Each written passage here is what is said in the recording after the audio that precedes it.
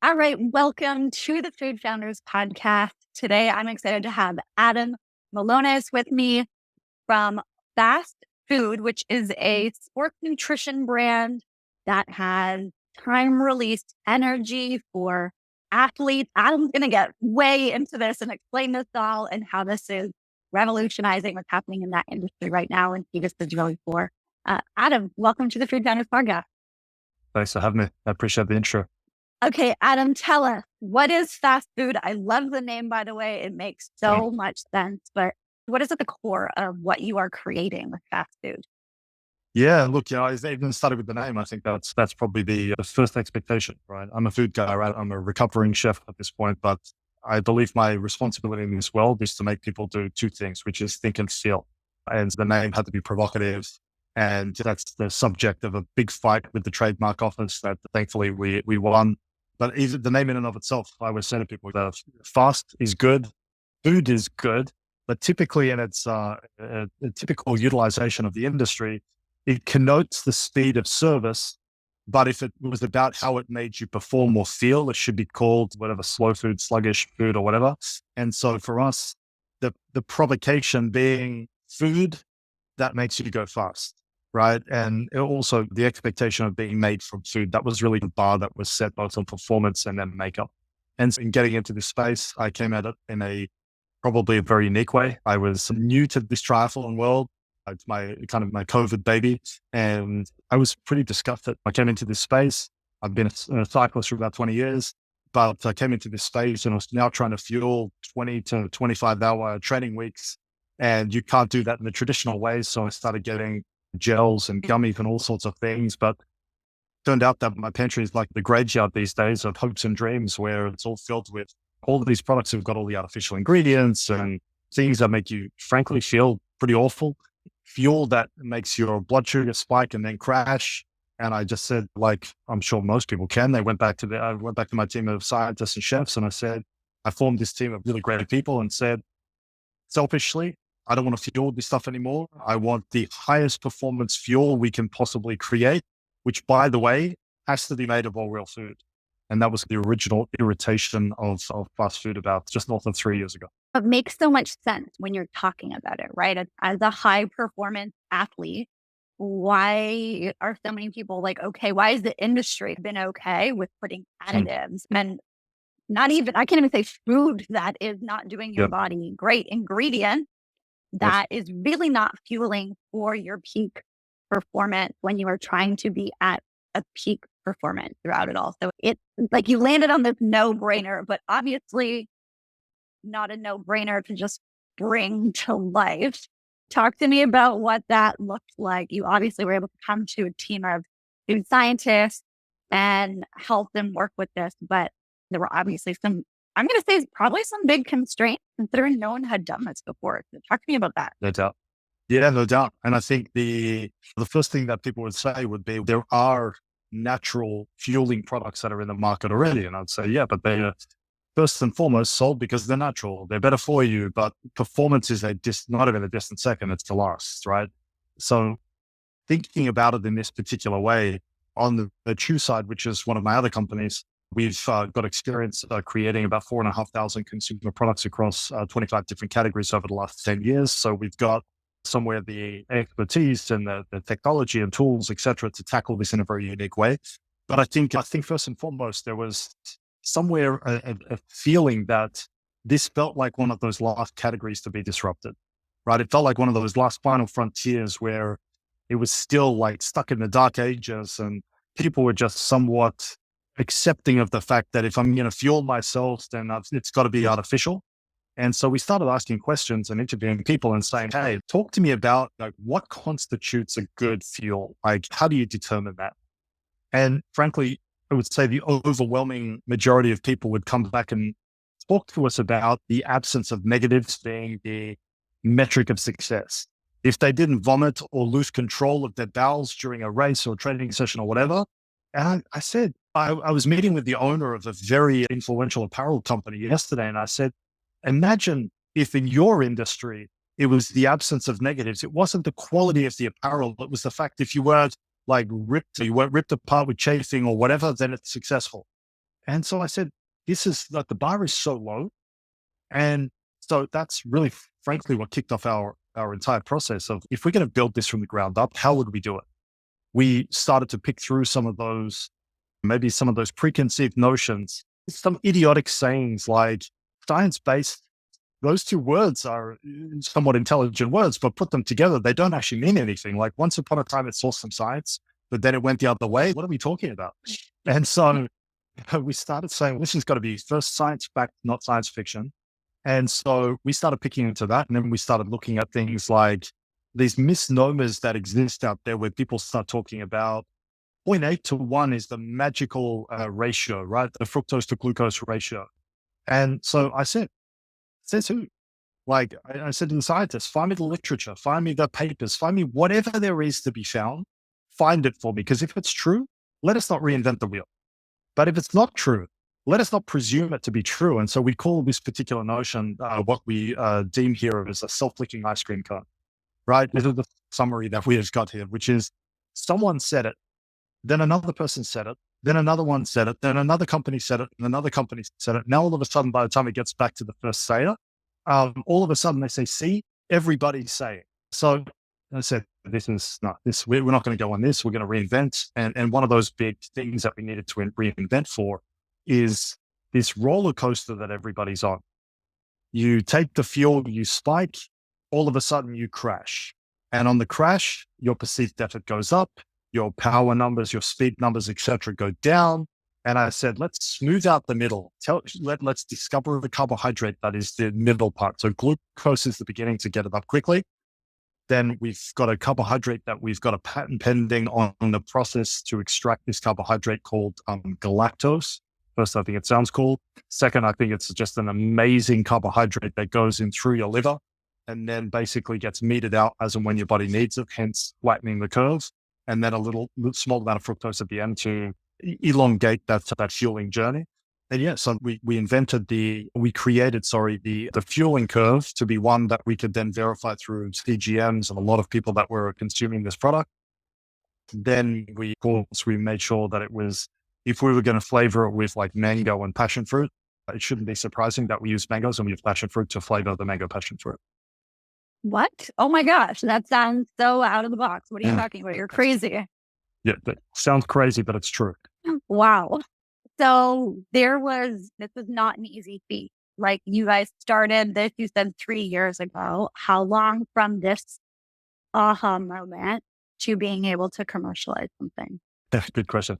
So they always say, children, I got 3 of those as well, but there's that short-term amnesia when you start a company. And you forget that it takes you much longer and it costs you much more than you could ever predict. And that short-term amnesia keeps you going back. It took 3 times longer than we thought. So we thought we thought we could get this done in a year, but only at about a year and a half. At a year and a half, we were then beginning to test with hundreds of pros, Olympians, world champions, etc. And that's where the real co-creation and learning happened. But it took about 3 years to actually begin commercialization, because what I said was beyond anything, we need to stand for excellence in performance. And it goes without saying, make sure that it's even dumb exercises. I think it took us a year, just north of a year actually, to figure out the perfect viscosity that would not require a compensating behavior of eat some gel and then need some water because of the pasty nature of this stuff that you've got to get it down. So I said, it needs to be able to be consumed without water. And there was a number of different things around the appropriate amount of sodium content to make sure that you didn't need to supplement with a Ziploc bag full of sodium tablets that melt, all these sorts of things. So again, it took about a year and a half to get to something which was a very high fidelity prototype, which we could then begin co-creation with some of the world's top athletes. And then about another year and a half after that before we could then officially start to commercialize. You have very high quality standards. This is why you were so great as a chef. Yeah. I always talk about a very contradictory point. I always say there's no such thing as perfection. I believe perfection is fleeting. But now I'm going to contradict myself, because I believe that good cooking, which is all we're doing, right, with food, is about small details done to perfection, right? So again, I don't believe in perfection, but excellence doesn't sound as good there. But it's about tinkering with those points. It's about making sure that we can constantly improve to get to that point. Because again, at the end of the day, we are about creating food We're about creating consumer experiences. And I will tell you, when, my particular, as I mentioned, I'm a triathlete, and my particular distance is the Ironman distance. And at the end of an Ironman, frankly, anything that's a slightly off in flavor, obviously performance, is going to be magnified by the end of a 9-hour race. And so therefore we need to make sure that it's battle tested in the most extreme to make sure that it's even appropriate there. So again, it's a labor of love, but it's one that requires a lot of details. Yeah, absolutely. There's so many meticulous pieces here, but that's what allows you to change this Mm, industry and create something really incredible that does all of the pieces that you wanted it to do. mm, Tastes great, actually fuel you, doesn't have you have a crash or supplement with anything else. Really yes. truly fuel people the way that people need it. Okay, you have like your company has built out like 4,000 different products. Like that's a lot. Did you know that you were going to create your own brand like this one day? Was that always the Mm. intention and just waiting for this perfect piece to come out? Or talk to me about Yeah. that. Yeah. So it was 10 years in the making, right? I always said that we were going to be the service side of things, which was really a lot of people call consulting. We call it partnerships because we partner with the biggest food and beverage companies in the world. But it was always supposed to be, service to products, right? And the service side of things, I would say, is the fastest route to impact. And the fastest route to impact means you don't have to build a brand from $0 to $1 million to $10 billion, et cetera. It's a slow build. You shortcut all of that. And now you can tap with very positive impact. You can tap into hundreds of millions of consumers on a daily basis, or eventually billions. So from an impact standpoint, it was always service. But then I've always wanted to leverage. I'm a brand guy. I founded this company before, Chew, called Unreal. It was, or is, a candy company, scaled that nationwide, learned a lot of really, great lessons along the way. But I love the branded side of things. I love the hustle of the brand. I love all of that. So I wanted very much to get to that, but use our own end-to-end methodology, the own insight to execution methodology, but to create our own products. We are in that process right now of fast food is just merely the first example of that. But there is an ambition to do at least, it's going to sound a little delusional, but we're going to do at least 10 of these. We've got a potential output per year of at least 10 of these a year. We're only going to bring to market one of those a year. We're going to either partner, kind of JV, or sell all of those different technologies or products or formulas or brands as really kind of as an incubator of food and beverage brands and or technology that we, in many cases, don't intend to bring to market ourselves, but we'll put in the hands of somebody else who can scale it and make an impact. And all of these around this better food movement. Like that is part of your ethos. No doubt. Yeah. No artificial ingredients is the rule of the house of everything we do. And then all products that we create must meet or exceed 5 expectations. We say delicious, nutritious, sustainable, profitable, scalable. We say fail one, fail all. So every single one of our products are designed to make a demonstrable impact in the food and beverage world. I love that. That is like very powerful for you guys and such a great example for other businesses out there. And even the way that you're looking to bring these different products to market with potential JVs, whatever that might look like you're open to, we know how to make great products. We know how to bring great products to market. You obviously love to create great brands. So let's go out and do this in the right ways, assuming that we still maintain all of these, which is really great. I'm curious, being someone who loves the brand side as well, what do you love about the brand? So I consider myself a brandophile, right? I think a lot of people misconstrue brands, right? I think that they believe the brand is something that is mostly contrived. It's mostly the logo and the packaging and all of those things. But I see brand as a set of expectations that you've conveyed or you've communicated to the world. I think that each and everything you do, whether it's a launch, whether it's a communication piece, whether it's even down to how the team members interact with each other, I think either all of those or either none of those are neutral. I'd say that all of these sorts of things are either accretive or dilutive. And this is why I obsess about frankly, in many cases, the dumbest things. But I always believe that it's either going to, again, be accretive and it's going to add to your understanding of that brand, the multidimensionality, how it comes to life versus this kind of static one-dimensional view of a brand. And, that those are the sorts of things I obsess over. I obsess over if you were to consume that product, as we call in the industry, naked, so without the packaging, without any kind of visual aids, prompts or whatever, if you closed your eyes and you put that product in your mouth, could you imagine that, let's stick to the kind of the theme here, but if you close your eyes and you eat one of those products, you're like, oh, like that tastes like it's from fast food, right? It tastes like the really natural flavors and the sweetness profile is so balanced and all of these sorts of things that I could imagine this is a fast food product. If it's only reminiscent of your brand when it's in the package, but then it's so generically of any brand in the world, then frankly, it's a fairly hollow brand.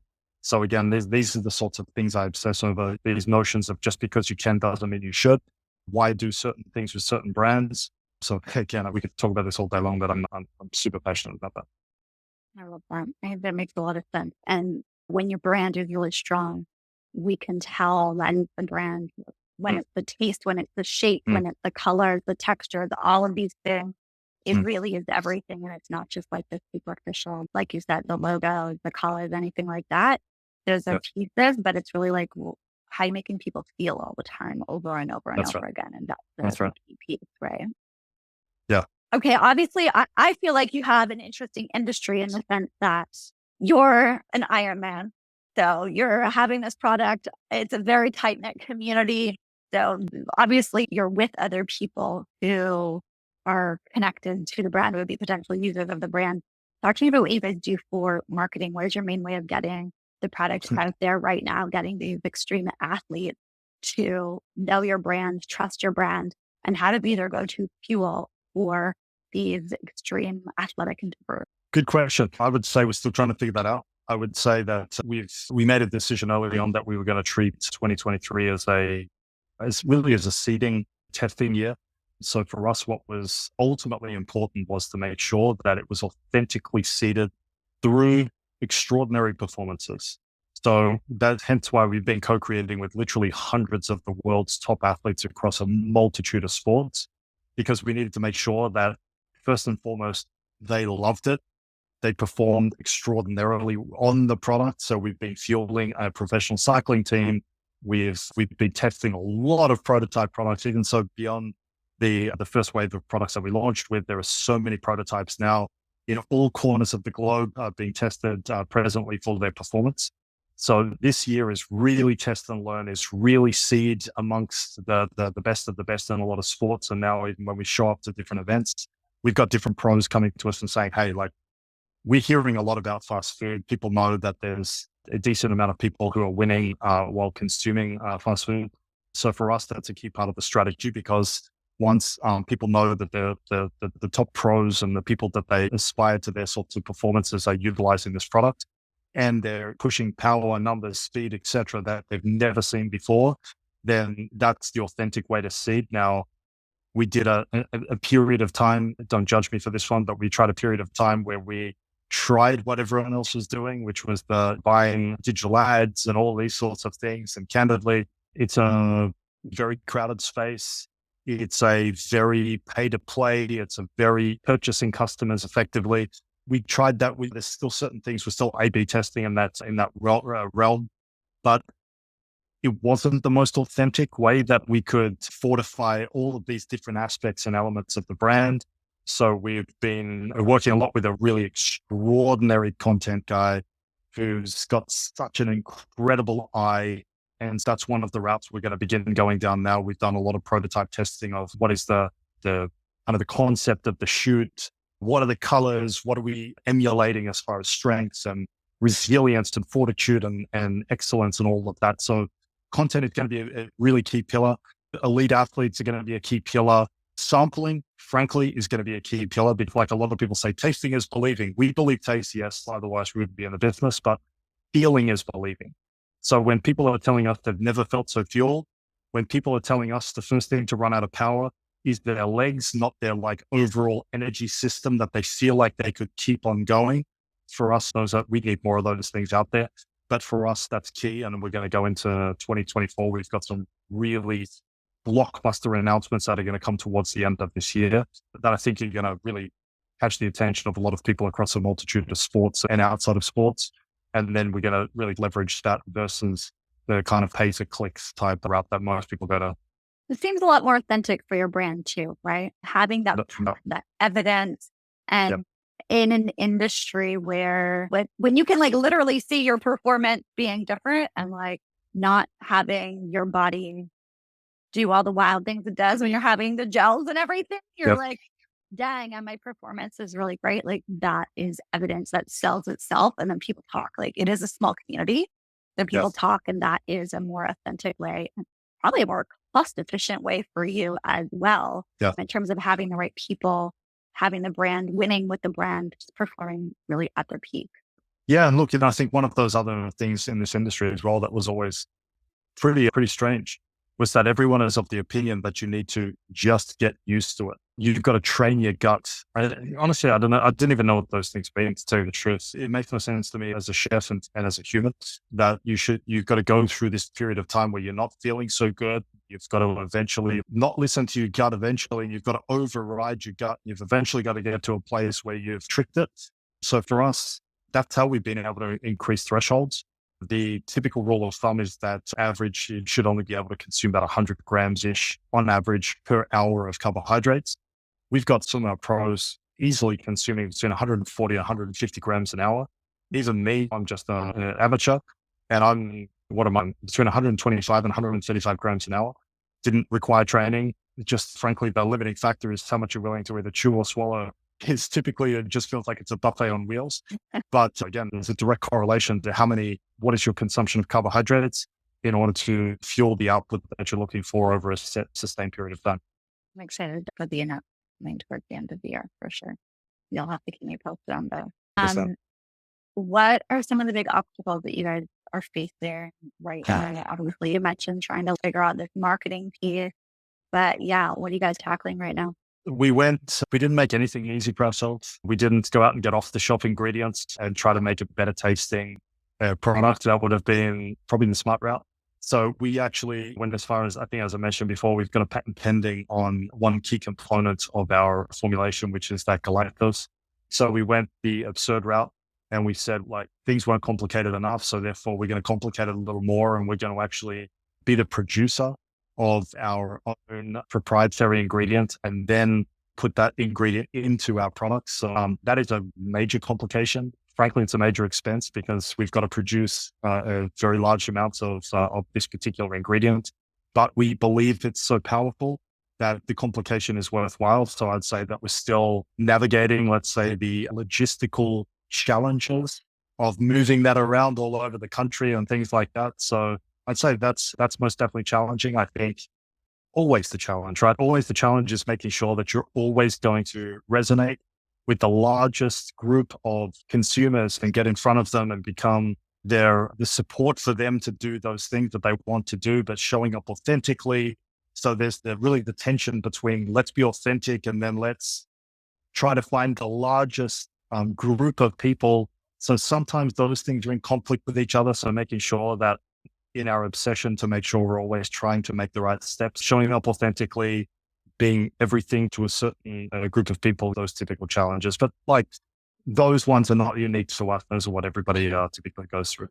And I'm curious about the patent process. Like, how long has that been for you? I know that's something food founders talk about. Oh, it's so difficult to patent anything in food.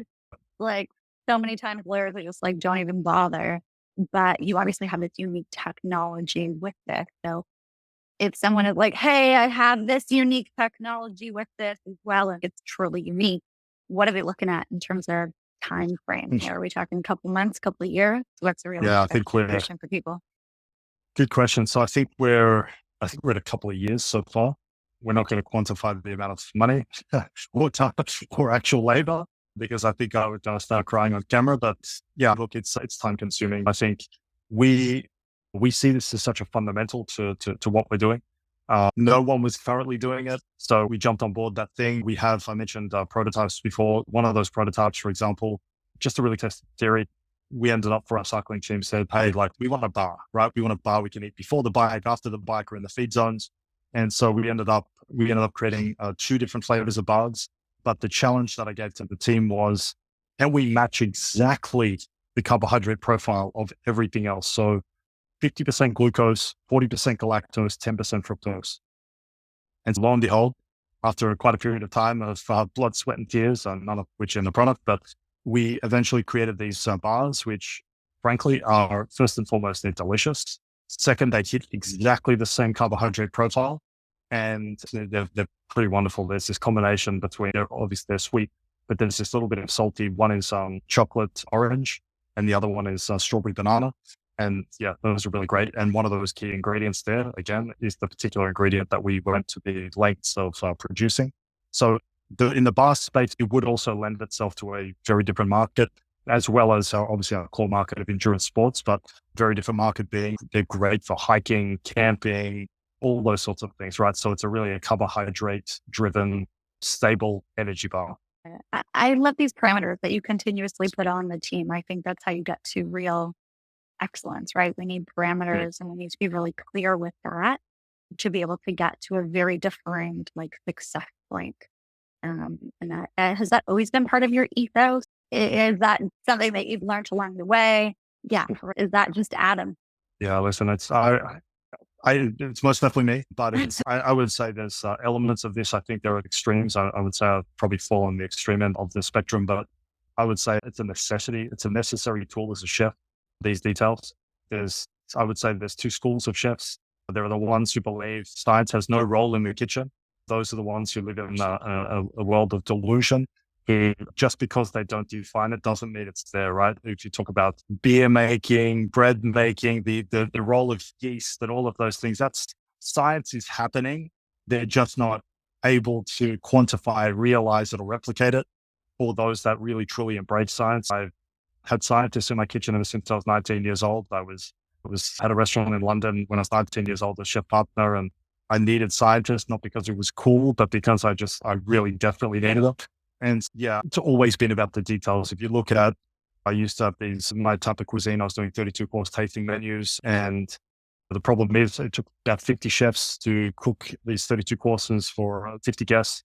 And I didn't want, what I was adamant about is I'm a storyteller, right? That's not obvious, but I'm a storyteller. And in the restaurant world, my medium to tell those stories was food. And the problem is if you go to these restaurants and let's say in this restaurant, I left anything up to interpretation, you would taste 32 courses interpreted through the minds and the hands and the experience of 50 chefs versus the singular mind of a chef who's really trying to tell a story, who goes to the lengths with my team to define every last characteristic, every last measure. I would say that my kitchens were typically a symphony of timers, right? You would hear timers going off because everything was precise to the second, to the millimeter, to the 0.1 of a degree. And it was that way for a very specific reason, to make sure it was exactly the same every single time. That excellence really comes through, and it's so key in the chef world, and it's so key with everything that you're doing right now. Hence where you guys have been able to pump out 4,000 products with what you're doing on one side, and then also be able to create this innovative product that tastes great. It seems like a no-brainer, but there's clearly a massive gap in the market with what you're doing with fast food. One last question, I think. Do you miss the chef world in terms of being a chef and all of that, the symphony, the storytelling, the, bringing this food and really getting to see people's reaction all the time versus now in this world where you're creating brands and it is, you're starting to play with food, but in a very different way. Do you miss that at all? Such a great question. I will tell you that a large part of me misses the restaurant world. I would say used to be every minute of every day. I would tell you that it's probably resting at about 5 times every day. I would say that it's always it's a very strong part of your identity, and particularly in that beginning stage of my career. It was something that you imagine you go from something ever since I was 15 years old. I was first one in, last one out ever since I was 15 years old. I was typically arriving by 7 in the morning, and I was typically leaving by 1 o'clock in the morning. And that was mostly for the bulk of my career. That was 7 days a week. I just loved, obsessed, went deep on this world. I loved the whole experience. I always explain to people, and sorry, it's such a long answer, but I always explain to people that When I found cooking and restaurants, I felt like it was my own kind of private pirate ship, that it was what happened in there was so magical. It was fierce. It was fast. It was a lot of people in a small environment. And it was about like these small touches, and everyone was just moving around each other, and there's fire and there's knives and and when you get to be the chef de cuisine, so the head of that, you're the captain of a pirate ship. And I will tell you, there's something just so wonderful about that. And there's maybe something controlling. I need to probably talk to somebody about one day, but honestly, I could stand in any one of my kitchens. I could close my eyes and I could tell you exactly what everybody was doing. I could tell you from my ears, I could hear how the knife was striking a board. I could tell you what they were doing. I could tell you if they were doing it right or wrong. I could tell you if the barista was burning the milk. I would scream across the room because I could hear the milk making a certain noise that told me that it was burning. And there's just something, honestly, there's something about that for a guy who loves detail. There's just something so wonderful about this symphony that happens every single day behind those closed doors. There's something so magical about that. And all you're doing every day is you're setting yourself up. And then the next day you set yourself up to do the same thing again. And it's always, and obviously dishes are evolving and seasons are evolving, and it's about the ingredients, and what a wonderful life. You get to taste everything. It's amazing. That was a chapter of my life. Frankly, I don't necessarily live in regret of the previous chapter because I think I did that chapter of my life so well. This chapter is something different when I get the privilege to build a company or a series of companies now that facilitate an environment for people, chefs and scientists and all other sorts of divisions to do their best work, where we can make the largest possible impact in the world. I see that as really this chapter of my life. So I love it. I miss it. I crave it a lot of the time, but I don't regret that I've chosen this route where I can scale a lot more of that impact to a lot more people. I love that. You're definitely making fantastic impact with what you are doing. And fast food is one of many great products coming from you guys. And I know that anything coming from you is just of the highest quality standard. And I think anyone listening to this or has met you in any part of your life knows that highest quality standard is there too. If Like, people want to get their hands on some fast food, the good kind that's actually going to fuel them, where can they get some fast food? yeah, so we're at lovefastfood.com is the website. We're also in, I think, early September, we've got this pretty robust plan to then hit a lot of retail doors in various specialties. So discovery first before mass retailers. So that blitz is going to start really in September, October. Lovefastfood.com, let's hope is the first port of call, because there's a lot of storytelling and how to fuel and all those sorts of things on there as well that they can learn a little more about as well. Awesome. All right, guys, go check out lovefast.com. When you check out the packaging, you're going to be blown away. It is beautiful. Of course, wouldn't expect anything less. And of course, the taste is fully there and it's going to help you get to your peak performance. So, Adam, thank you so much for sharing your journey and for bringing all this great food to the world. Thanks, Adam.